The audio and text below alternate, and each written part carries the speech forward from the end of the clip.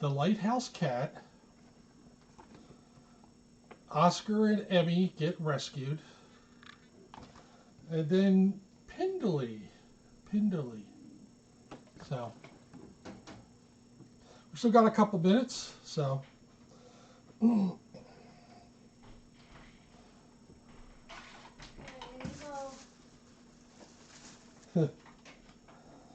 Azrael is back.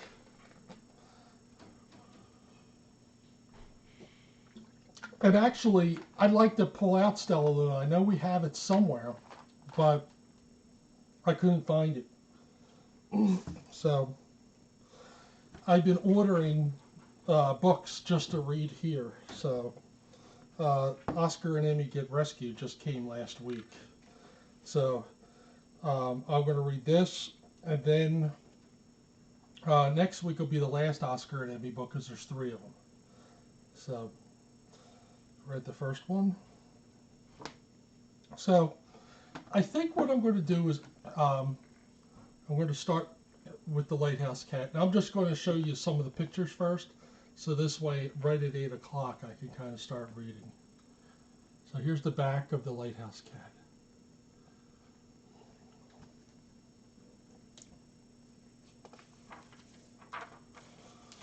Another picture.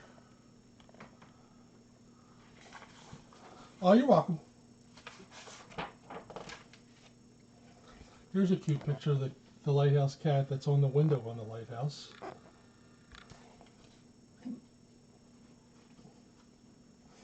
Copyright 2004.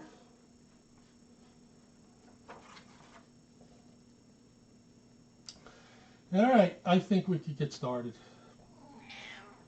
What, Jessie? What would you like, Jess? Jessie. We have a cat named Jessie's too. All right, the old lighthouse stood proudly on the very edge of the rocks and sparkled its message over every mood of the sea. Blue seas lapped and whispered, green seas danced, and every once in a while, black seas raged. The lighthouse was watched over by only a straggle of sugar cube cottages that balanced high up on the edges of the cliffs, crawling slowly down to a fishing village farther along the bay. You could scramble down the slippery rocks, but the only easy way to the lighthouse was by boat.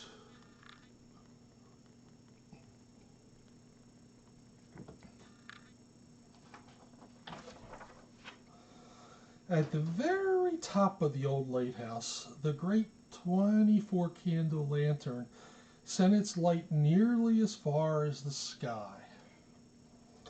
At dawn, yawning, the lonely lighthouse keeper scanned the wide ocean for ships. Keeping the candles lit was his most important job. Without fail, his pocket watch would remind him to check the lantern light and trim the candle wicks every half hour. It was well known that without the old lighthouse, the jagged, rocky coastline would be littered with shipwrecks.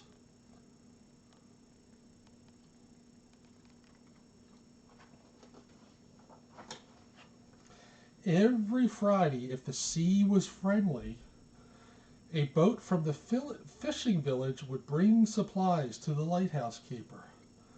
On one particular Friday, he piled the boxes high on a round table and realized it was already time to check the lantern. Up he climbed to where the 24 candles glowed obediently. Sometimes the lighthouse keeper would try to make things more interesting and gallop up, 3 steps at a time, or hop down, down, down on one leg. But usually he plodded. Down, down, down he went, thinking of lunch, and suddenly rolled head over heels, thump, thump, thump, all the way down, down, down.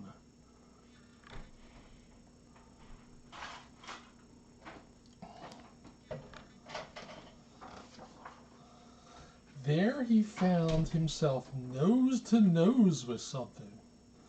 The something had bright yellow eyes and was swirled with stormy colors of silver shadowy fish. When the something meowed, the lighthouse keeper chuckled and called him Mackerel. Then he laughed and laughed and laughed. This was the best thing in this week's groceries.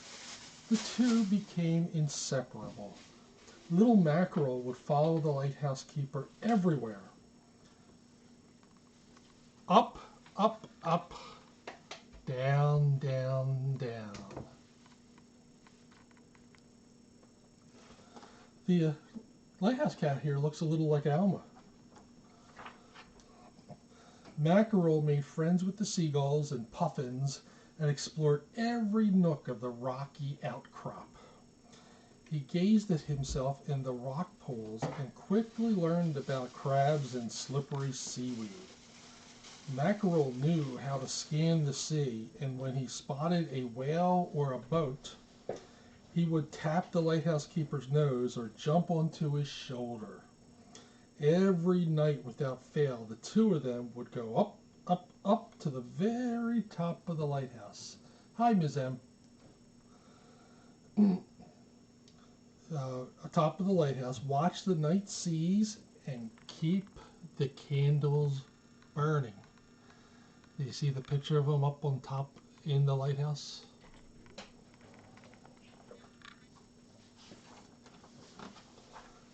Sometimes, on sunny days, they would add another coat of paint to the lighthouse's red and white stripes, or sit at the very edge of the rocks and watch for dolphins.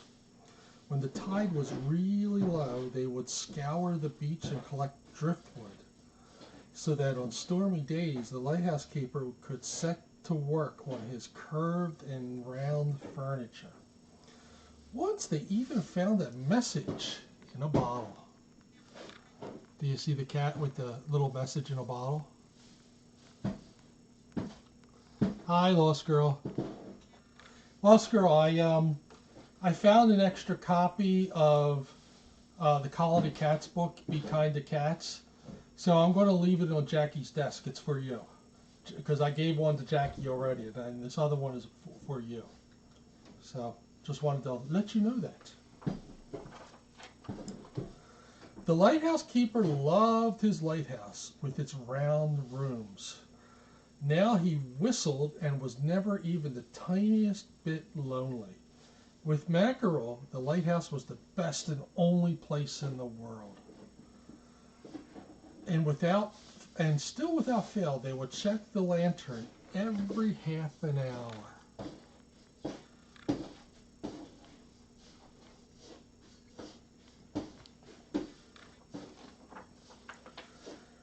Every day and every night was the same, except for one.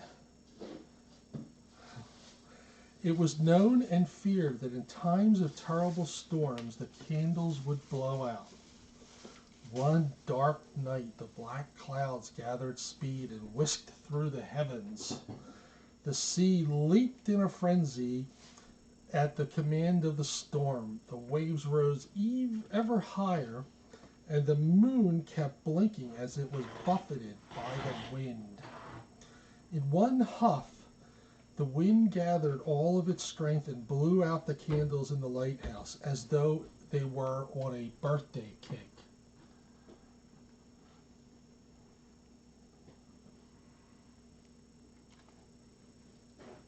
Yes, they are cool people, Lost Girl. And actually, that area that they help feed the cats and all, really, really close to where I grew up.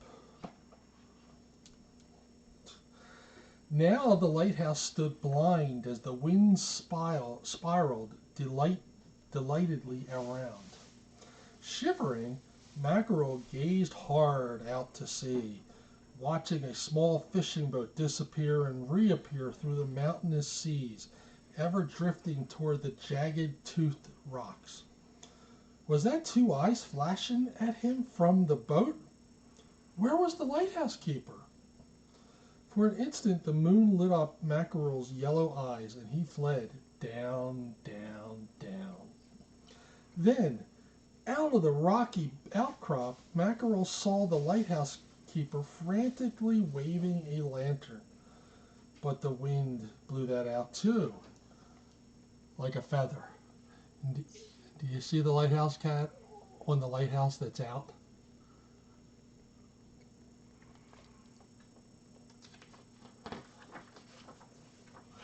Mackerel knew what he had to do. He sped up, up to the top of the lighthouse and caterwauled and screamed at the top of his voice to the heavens. Just like Azrael. No. For a moment, the wind stopped to listen. Mackerel's yells reached the twitching ears of every cat sleeping in the cottages, doting the high cliffs. Then 11 cats, also caterwauling and screaming, came slipping and sliding, running, jumping, and tumbling down the cliffside. In the chaos, plant pots crashed, fishing nets unraveled, and onions and potatoes bumped down the cliffs after them.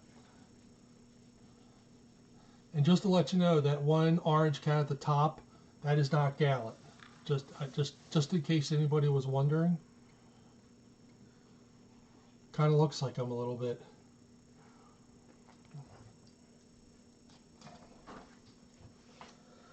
Within minutes, 11 wet and wailing cats had sped up to the top of the lighthouse. Mackerel was waiting. One by one, each jumped up next to him and gazed at the thrashing fishing boat. All 12 cats called to the moon, and again the wind stopped to listen.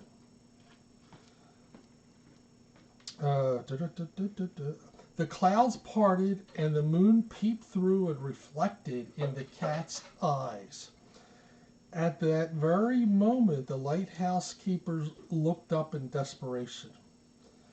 He saw 24 little lights at the very top of the lighthouse, where the lantern would shine. Do you see the picture?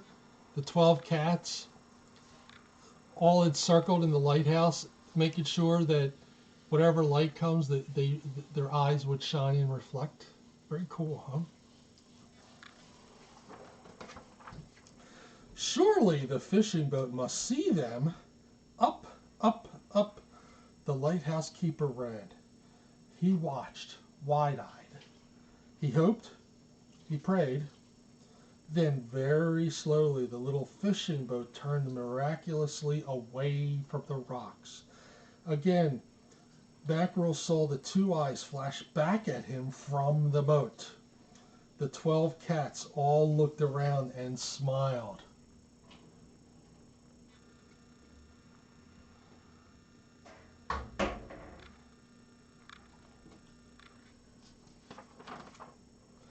Much later, in a tumble-down cottage, another cat smiled too, and warmed herself in front of the fire. The village people never knew about their cats that night. They still talk about the great storm and how their cats slept for a whole day and night afterward. What would have happened had the great lighthouse lantern blown out, they wondered. Little did they know. Nice picture of the kitty cat sleeping.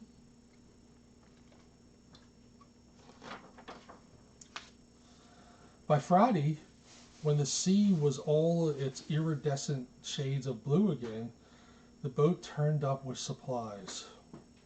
Mackerel felt sure he had seen the boat somewhere else, and when a cat the color of night with flashing eyes looked out and smiled, he knew where he'd seen those eyes. Now, every night, whistling twice as loud, the lighthouse keeper still sits with Mackerel and his new friend. Together, they scan the sea and watch the glow of the great lantern creeping far and wide as the sun sets and the moon rises. And here's the little inky cat, and there is Mackerel with his new inky friend.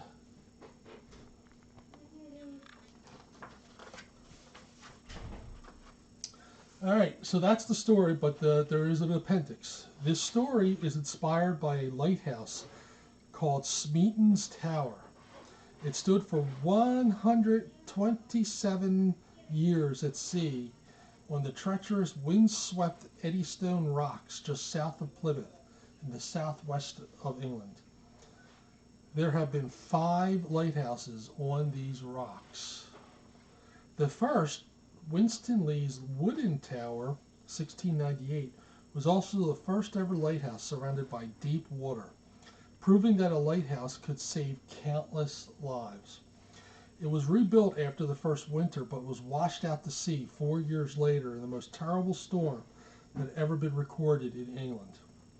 The third, Rudyard's Tower, 1709, burned down after 47 years when the 24 candles set fire to the roof. Luckily, the 3 lighthouse keepers were rescued. One had swallowed 7 ounces of melted lead as it dripped from the roof. Ugh. The fourth, Smeaton's Tower, then still lit by 24 candles, inspired lighthouse designs around the world. When the rocks started to erode, the people wanted the lighthouse brought to land, and it has now stood on Plymouth Hoe for more than 100 years.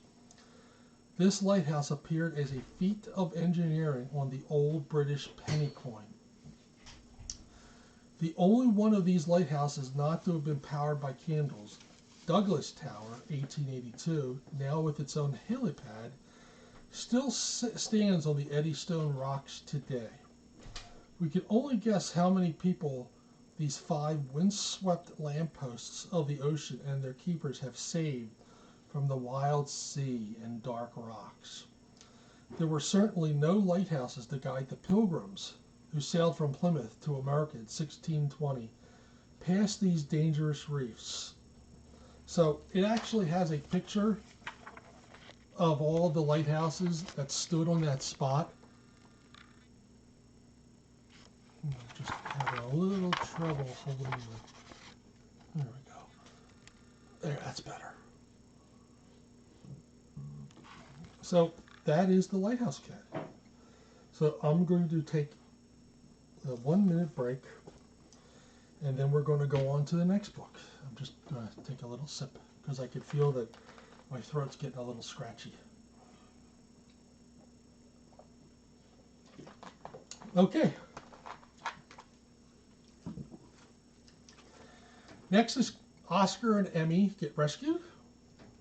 2 weeks ago, we read about Oscar and Emmy surviving a hurricane. So this is actually the, I think it's one of the earlier books. It's written by the same folks, Terry Sable, and illustrated by Anna Edwards. Hey, go. So,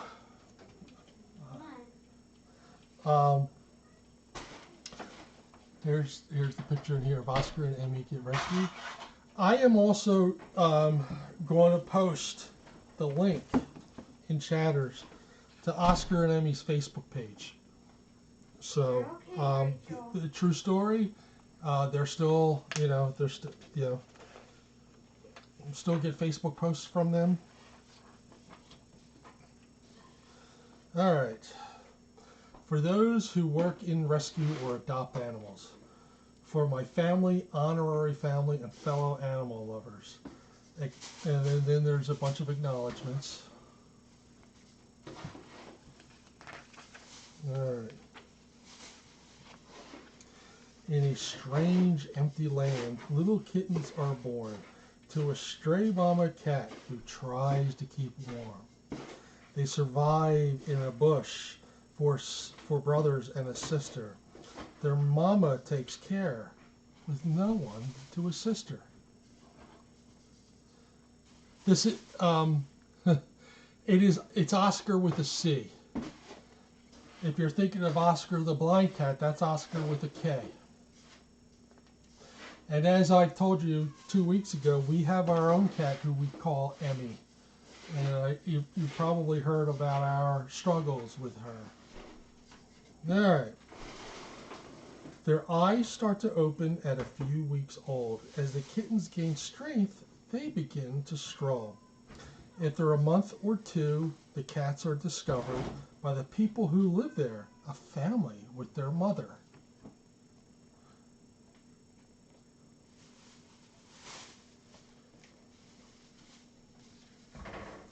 I don't think D-Man likes noises, you know.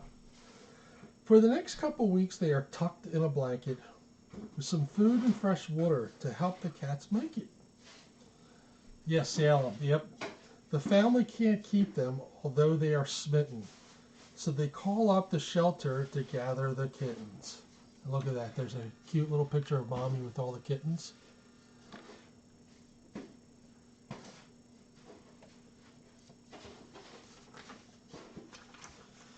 They arrive at the shelter scared from a car ride.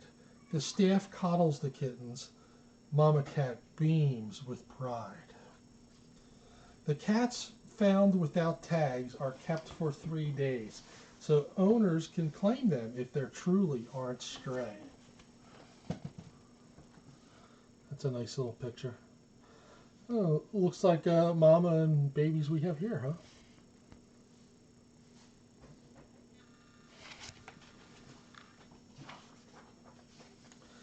The vet tech does a health check, searching for fleas and spores, looking at hair loss and gum color, and if they can walk on all fours. Then she draws blood to run tests, followed by some medicine to get better. To run tests, follow medicine. That didn't rhyme. Okay. Like vaccinations and flea pills and a bath where they've never been wetter.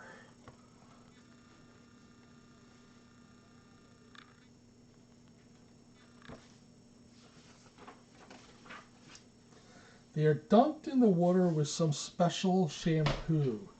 They soak for several minutes with nothing else to do. Next, they are rinsed and blow dried, surrounded by a warm, fluffy towel. Now they feel so clean and pretty, there's no reason to growl.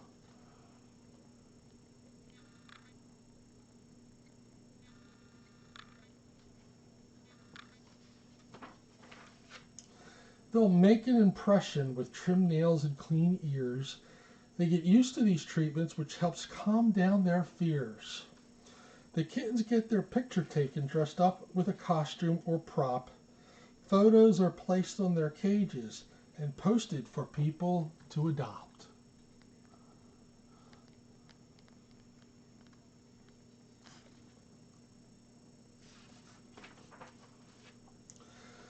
So she can't have another litter. The mother is scheduled for surgery. With a few stitches in care, she needs a short time for recovery. The kittens will be neutered and spayed once they gain a little more weight. This surgery is important to put them in a healthy state.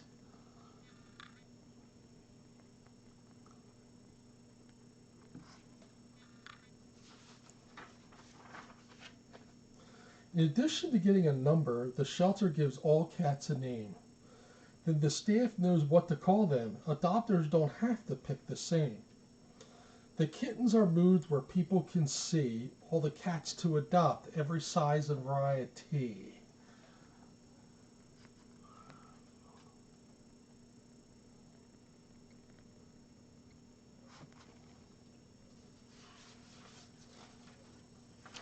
I think D-Man has calmed down now. To help the kittens be more adoptable, volunteers work every day. They groom, pet, and handle the kittens and encourage them to play. Then when a family comes in, the cats are more friendly. That's why 3 of the kittens were adopted quite quickly.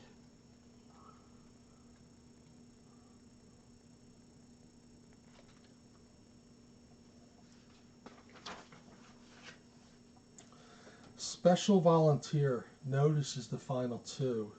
It's love at first sight when they play with her shoe. The next day the volunteer returns, bringing her family of 4.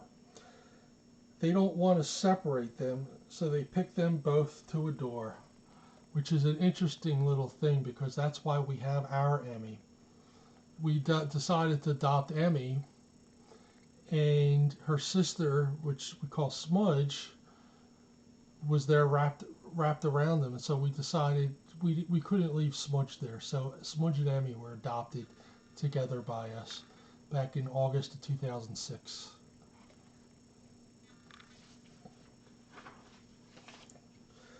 To see if a match is a fit, a sleepover is required.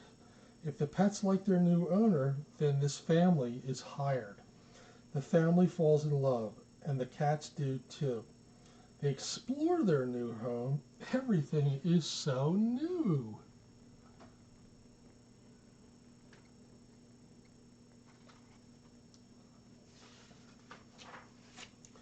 The family wants to rename them, so they poll a group of their friends. They grow quite a list of suggestions and narrow it down to the top 10. Their neighbors offer to help by watching them frolic and play. Then they agree together. Oscar and Emmy are the names to stay.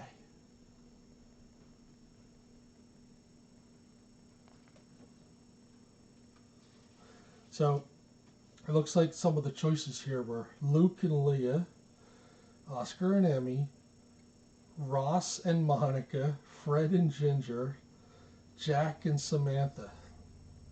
Fred and Ginger is a story. Someday I'll have to tell you that story. The sleepover ends after 5 days, so back to the shelter they go, not to return Oscar and Emmy, but with adoption papers in tow. With the paperwork finished, they schedule their neuter and spay. The tech inserts the microchip. It's officially adoption day.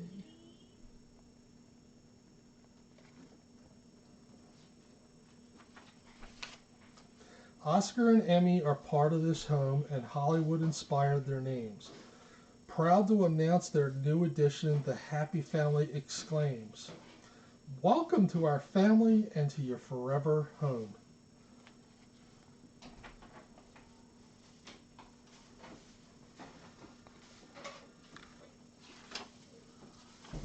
So, a portion of the proceeds from this book will be donated to private animal rescue groups such as Jamie's Animal Rescue in Richmond, Texas, Save a Perfect Cat Rescue in Houston, Texas, and Angel's Haven Animal Rescue, Northern Alabama. So that's Oscar and Emmy, and I will have another Oscar and Emmy book next week to read, and that's Oscar and Emmy Visit Their Grandpa, I think it's called. So again, I will let you guys know on the Chatters Facebook page, the Oscar and Emmy Facebook page. So let me just take a sip of soda.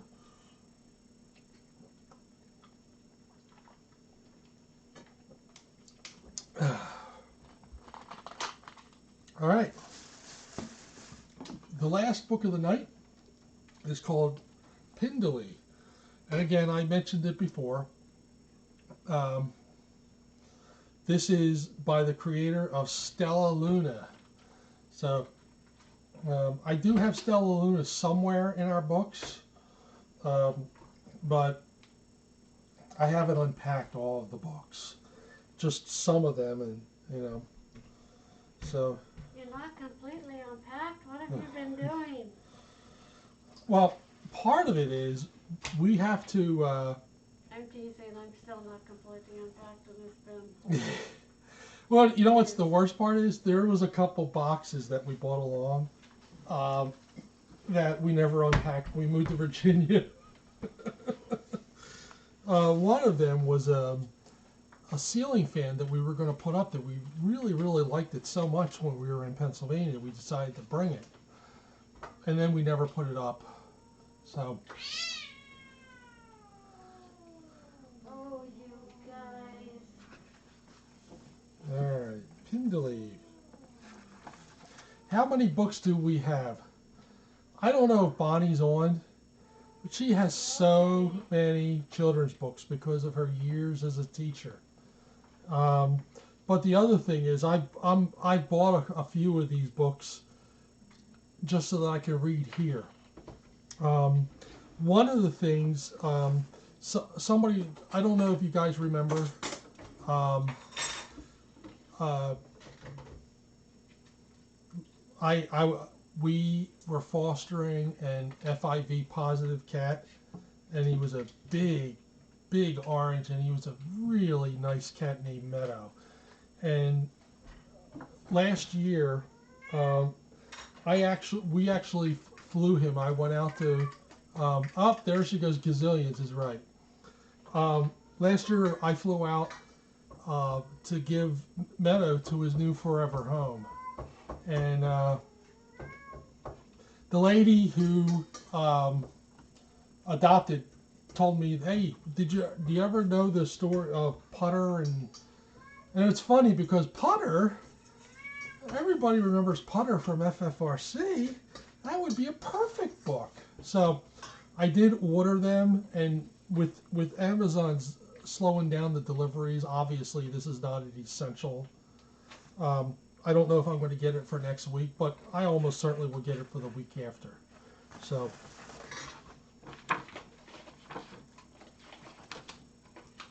all right.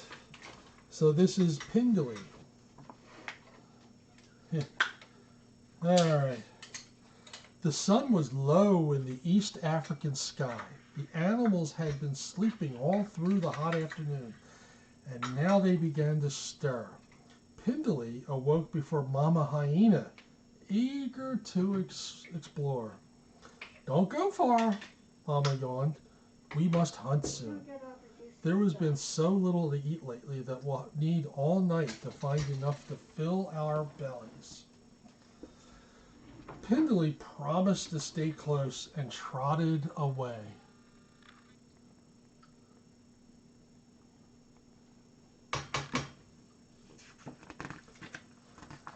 Pindley. All right. Is it kind of like, not like Vandelay, and it's not like Vindaloo. I still want Pindley, as in duh. All right. As Pindley passed the waterhole, she spied sleepy animals in the brush. She sniffed the air, which was rich with exquisite and mysterious smells. But something was not so exquisite or mysterious. It was the smell of a dog. Pindley's sharp ears picked up the soft pounding of pads on the dirt. She spotted a pack of wild dogs at play on a faraway ridge, and then they saw her. There's the doggies in the distance, and there's Pindley. All right, duly noted.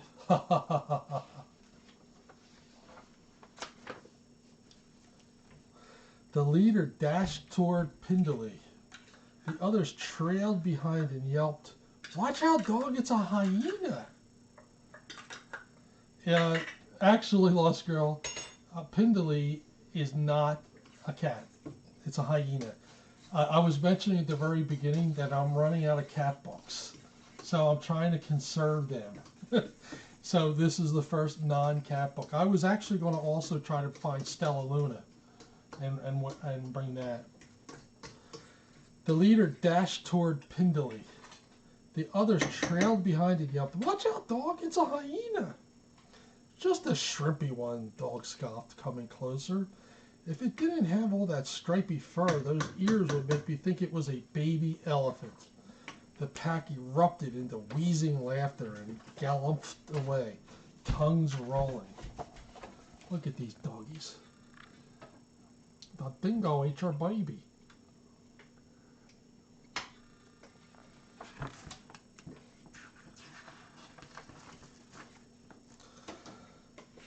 Pindley had never given a thought to her ears. Were they really so big? She let them fall flat against her head. Plop, plop. "I can hardly hear now," Pindley thought, but she kept her ears down.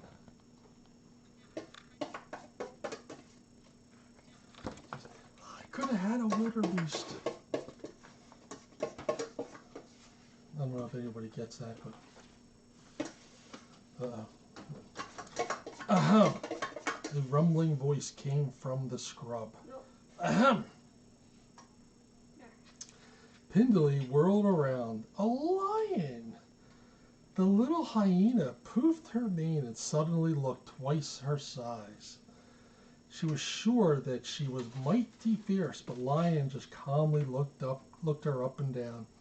Then he leaned his old scarred face nearer and said, "That prickly fringe hardly becomes you, young lady." Pindley's mane plopped as she hurried away. She had never given a thought to her coat. Was it really so scraggly?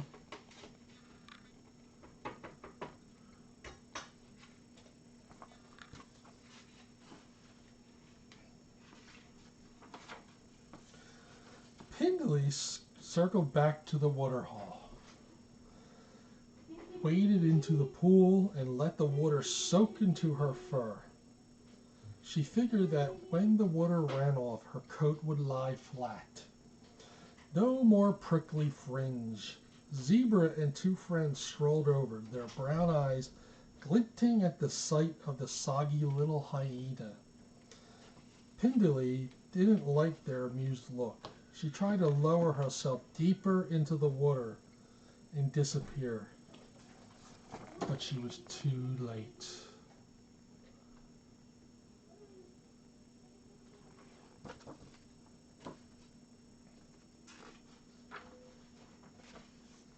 If you're going to do stripes, please, please, please work on your symmetry and clarity. Good grooming, not soaking, will take some of that unpleasant haziness out of your patterns, whinnied Zebra. Then the three tossed their heads, dipped their lips into the water, and drank. That's a really, really good picture, too. Look at that.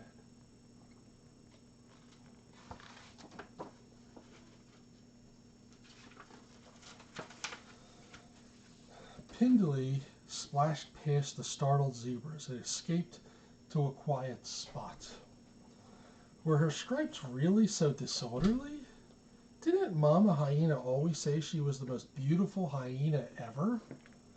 She rolled and rolled in the pale dust which stuck to her wet fur. Soon her soft stripes had completely vanished.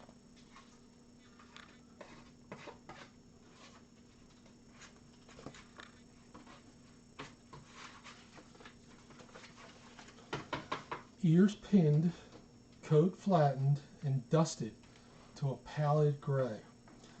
Pindley wanted nothing more than to get home, hoping no one would notice her.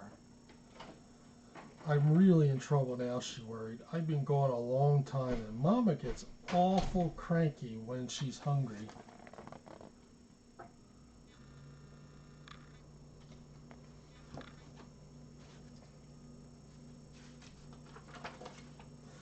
As she headed back to the rocky den, she saw Lion, Zebra, and Dog, along with his rowdy pals, hanging around the waterhole. A few wildebeests were there too for an evening drink.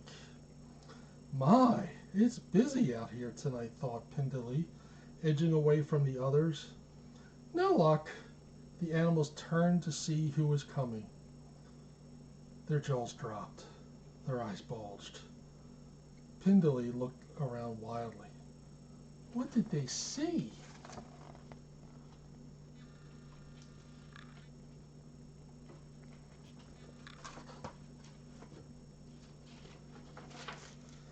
A ghost!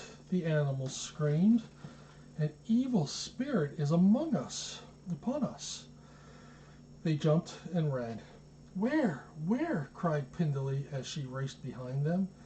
Feet pounded and dust flew, and no one answered.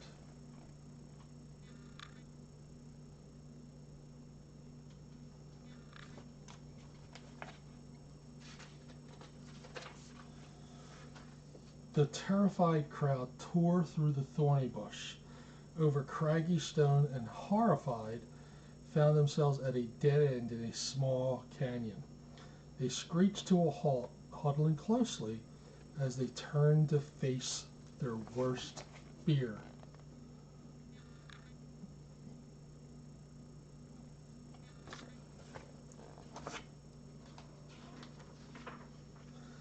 Dog was the first to speak. "Oh, Great Spirit," he howled, "you've come for me. I know it because I made fun of a young hyena's ears."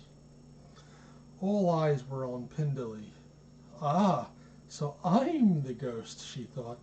"I better get in character before they recognize me." "Oh, go on, dog," said Pindley in a slow, deep voice. "The spirits want to know why you would commit such a hideous, awful, atrocious crime." Dog's voice quavered. I, I don't know. I guess I was still mad at Finny Fox for calling me butterfly head." Oops. There we go.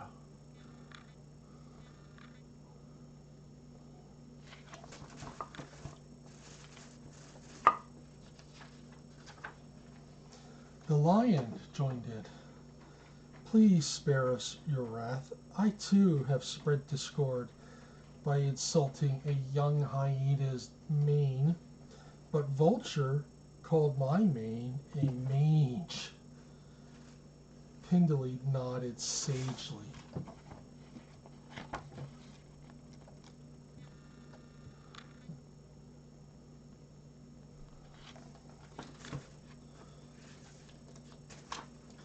Zebra stomped her hoof. "Owl told me that my stripes were garish."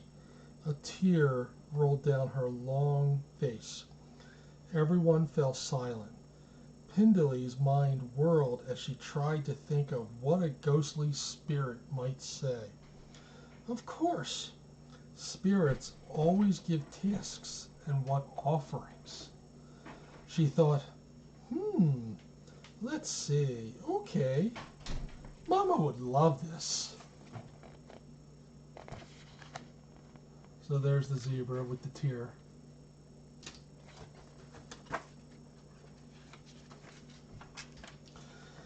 "In order to appease bad spirits, you must find your tormentors and make peace," Pindley called out with authority. "And always leave a bit of every meal as an offering. If you do this, I shall never return." She turned and glided away on her tiptoes, trying not to smile. Thank you," called the creatures. "We will do as you say." Once out of sight, Pindley raced home. And look, if you look at Pindley, he's got that look like I did something bad.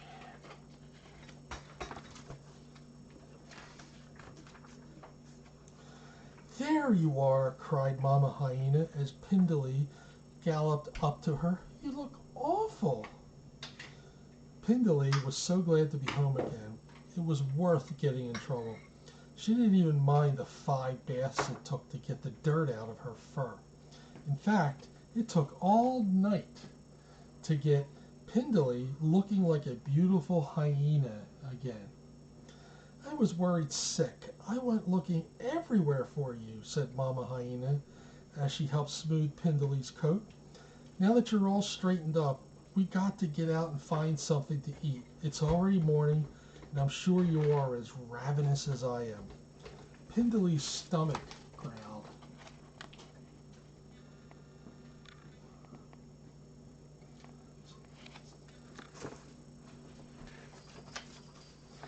That very morning, Dog, Lion, and Zebra searched the wide savannah until they found Finny Fox, Vulture, and Owl. "We have come here on the order of the Great Spirit," Dog announced. "We must find out why you were so rude to us." Finny Fox spoke up. "I guess I was having a bad day. Serval Cat said I looked like a little fuzzy bat without wings. He nodded to Dog. Your ears really aren't so bad. Vulture ducked his bald head. Maribel Stork called me Moonscape, so I got mad and made fun of Lion. Al moaned. Adder said my feathery stripes look more like scribbles. Let's go find these three and get to the bottom of this, said Dog.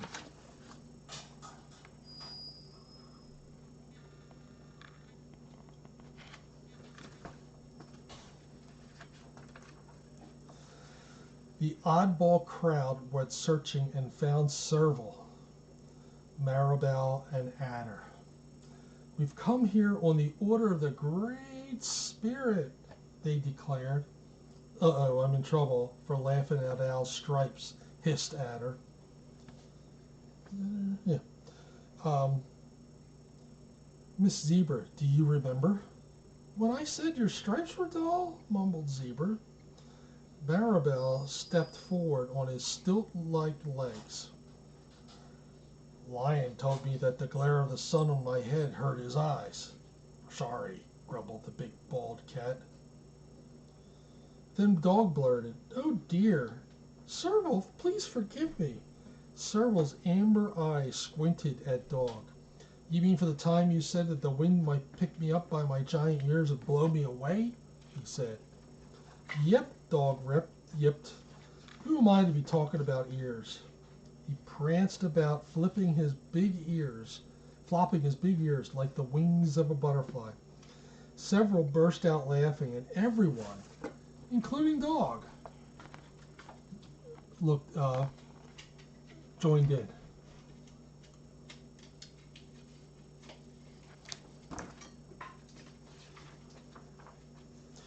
From that day on, things began to change for Pindley and her mother.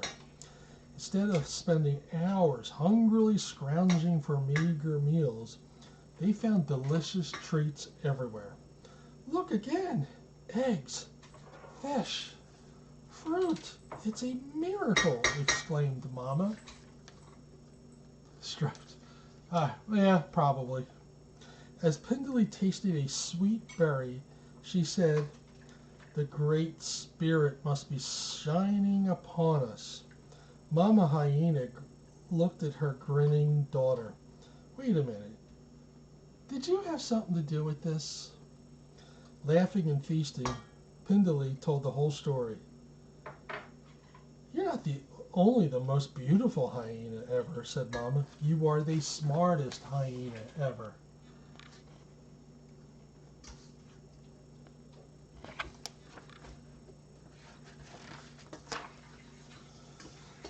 All right, so that's the end of the book, but there's an appendix here about Meet the Hyena Family. All hyenas look like dogs in many ways, but actually they are a unique family of their own called the Hyenidae. Within this family there are 4 species. The striped hyena is less well known than the other hyenas because of its nocturnal habits, solitary hunting, small clans, and the tendency to live in inhospitable places. Its habitat ranges from eastern and northern Africa to areas of the Middle East, Asia, and India. Its coat of long fur can be yellow to light gray with black vertical stripes, and it has a mane along its back. When startled, the striped hyena can raise the mane to make itself look bigger and more intimidating. These animals can grow to be more than 100 pounds. They eat just about anything, from bugs to fruit to small animals. Conflicting reports describe them as both timid and bold. Perhaps, like people, each hyena has its own personality. Hi, Lucy. So then we have the spotted hyena. Is well known and often called the laughing hyena. The famous laugh is a sound it makes when agitated or excited. Yeah, I didn't know either. None of the other hyena species makes this unique call. With its colorful vocabulary of whoops, growls, and cackles, it belongs to the loudest and rowdiest bunch of the hyena family. It is also the largest of the four species, growing up to 150 or more pounds, and it is very social. Often up to 80 of them will run together in a group called a clan. The females are larger than the males and lead the clans. Spotted hyenas range throughout most of Africa except in the deepest jungles and driest deserts. They are very good hunters, and with their powerful jaws, the hyenas can rapidly consume any large prey, bones and all. I would have loved to see that, Lost Girls. I haven't watched the Safari webcam. I don't even know where it is anymore since I used to watch it on Ustream. The brown hyena lives only in the southern tip of Africa. It is about the same size as the striped hyena, and like its striped cousin, it hunts on its own but stays close to a small clan of family members. It eats a wide variety of foods from carrion, insects, and small animals to eggs, vegetables, and fruit. Oh. Hi, Josette. The last one is the aardwolf. Yes, it's called the aardwolf, not aardvark, aardwolf. It's the smallest member of the hyena family, rarely reaching a weight of more than 30 pounds. Aardwolf, a word the Afrikaans language, means earth wolf, apparently referring to the aardwolf's tendency to live in underground burrows. Is it on YouTube? Okay, I wasn't sure. Aardwolves live in eastern Africa and southern Africa. They are believed to be the only members of the hyena family that don't live in clans. The aardwolf lacks the great bone-crunching jaws of the bigger hyenas and has more delicate teeth, better suited to crunching bugs. Its diet consists mostly of insects, and termites are the aardwolf's favorite food. Instead of breaking into termite nests, the aardwolf finds termites on the ground at night and simply laps them up with its tongue.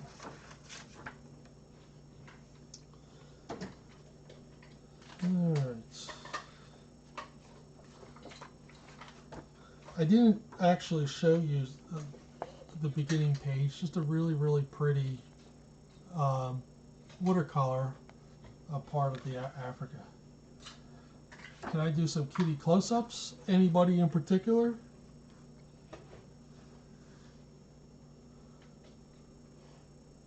So this is Pindaloo.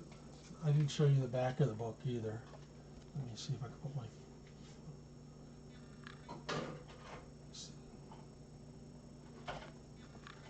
And actually, it looks like the back of the book goes with the front of the book.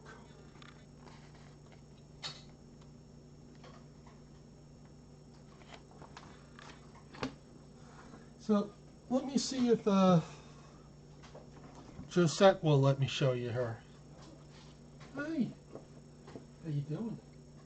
How you doing, girlie? How you doing?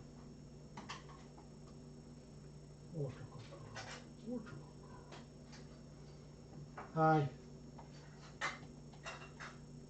It's a good girl.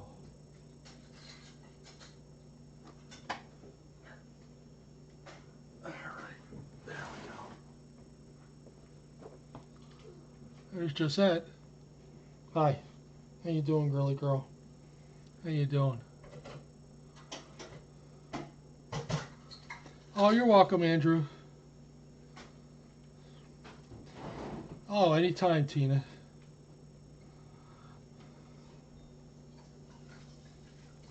This is Josette, who really, really likes my arm. Josette's a really, really, really nice cat.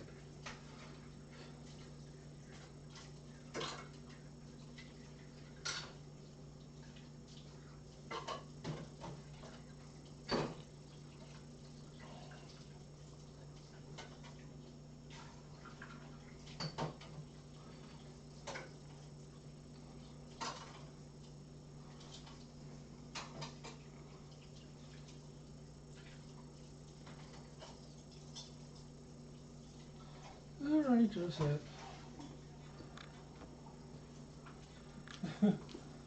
You like that, huh? You like that? Yeah. All right. Thank you. Yeah, tastes like chicken. Or just before we started, I stopped at Taco Bell and got some. And let me tell you, I ate it outside. I had a lot of help.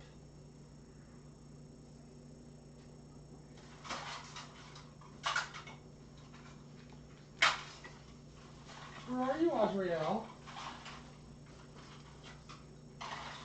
Up there. Oh, okay. Hi, Asha. How's Asha? How's the Asha girl? How's the Asha girl? How's Asha?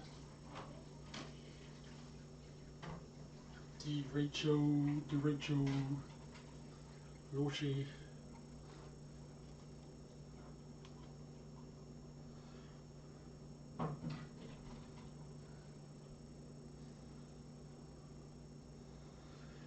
So I haven't heard, is Josette on hold? Not that I'm aware of. Oh, 'cause I know somebody was interested in her. I don't know whatever happened to that. Oh, yeah, I don't know.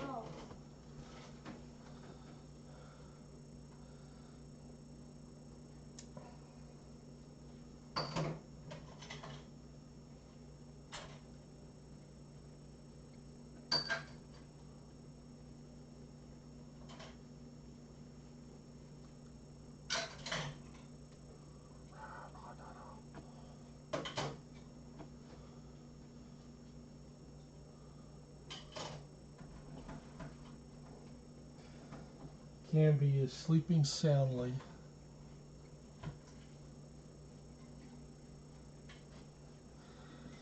Ms. M, she was released from the hospital, but she then was having some problems breathing, and they had to put her back in the hospital. Um, so there, I don't know how long she's going to be. I don't think they put a ventilator back on her, but she was struggling. Um, did I have to share it?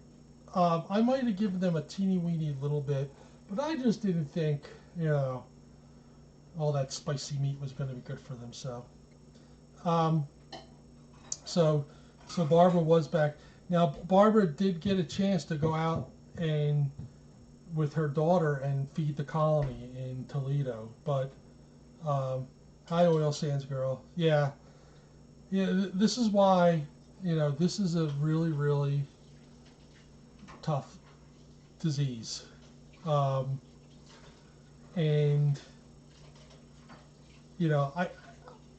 I think they said that her breathing is better, but look at this. I mean, how many people have you heard that's had this infection that was getting better, and then they just kind of, got really, really sick. So, but but she did get a chance to see them, the outside cats, and she did see her inside cats too. But the doctors basically told her, do not go outside, But I know that she missed her cats.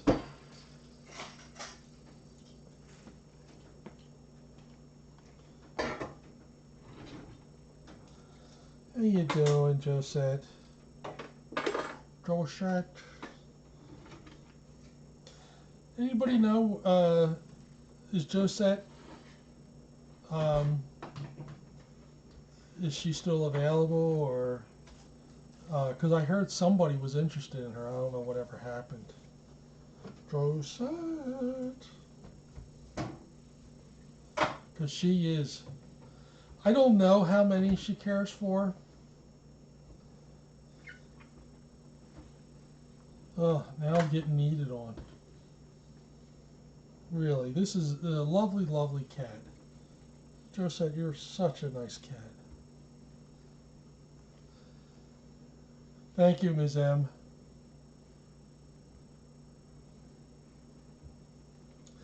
I'm glad that she's got her daughters to help her out with the colony that she feeds.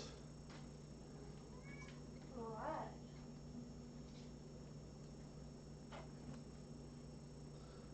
I have not seen Vern.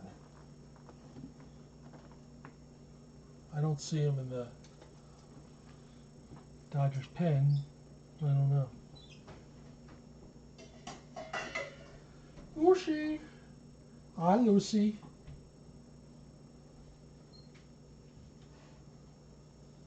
Lucy. Hi, Lucy. Oh, uh-oh, the elevator butt. The elevator butt is going up. It's going up. Now going up. Sporting goods, appliances. Janie is actually right here. She's right by the fridge.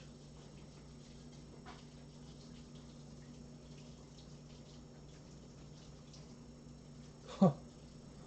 This is such a nice cat. It's hard to believe. The way you were found. Just such a nice cat. And you got such great colorings. You got a little tabby face. You got a little tabby in you. Got little orange stripes in your face.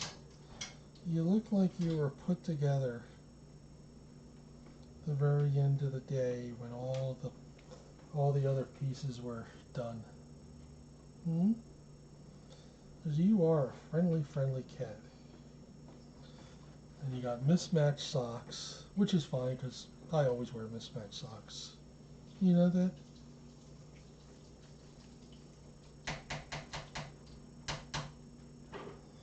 Meanwhile,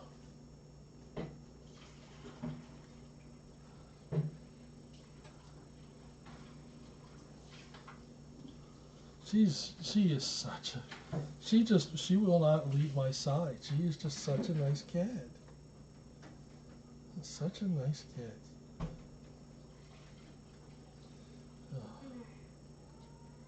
I'm sorry. You cannot be in here. All right, Tina.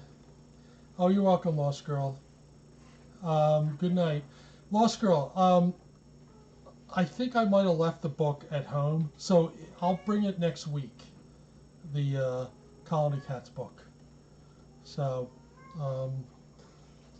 it's called Be Kind to Cats. So, and like I said, I will let you guys know what the Oscar and Emmy Facebook page is, so you can kind of follow them along. Right now I'm getting my hand licked. Yeah, Josette is a people cat. She just, you know. Derecho. Derecho. Derecho and Lucy. Huh. Alright. Now you're not going to let me get up, are you? You're not going to let me get up. Yay!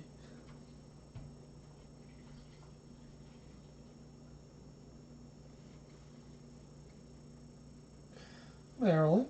Hey, Marilyn.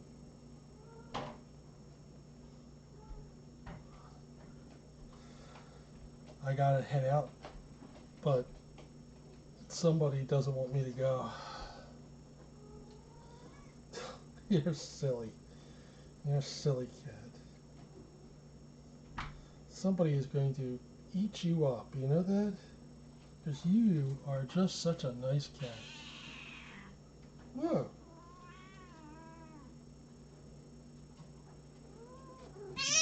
Oh, that's why. Okay. It's okay. It's okay. It's okay. It's okay. Yeah. I don't know. I don't know where. Right now, Kiara just jumped up here, and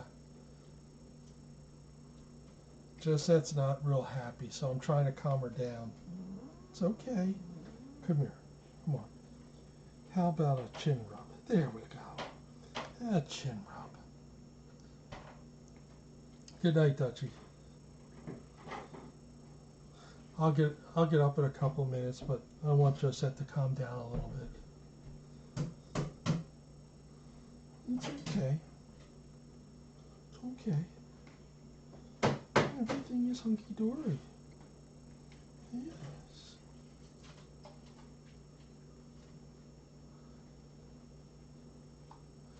No, not so much of a cat. That is true. Yeah, Azrael, Barb just bought her in, or him in a couple minutes ago. Relax. All right, I'll tell you what. Come on. It's okay. It's okay. Come here. It's okay. How about we turn this way so that you don't see them, okay? I'm going to put you back up on top of the refrigerator, okay? I know that's where you like, okay? Come on. It's okay. It's okay. Come on. There we go. There we go. All right. What's that? Grumpy kitty. Yeah. Oh, there's Nyota. All right, everybody. I'm going to be getting out of here, too. There's my mask. Did one of these varmints knock my mask?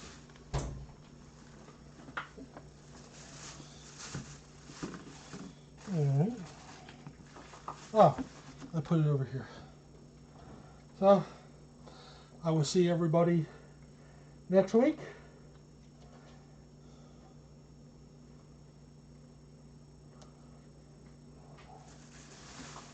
Thank you for a great story time. Thank you, Bazem. See everybody later.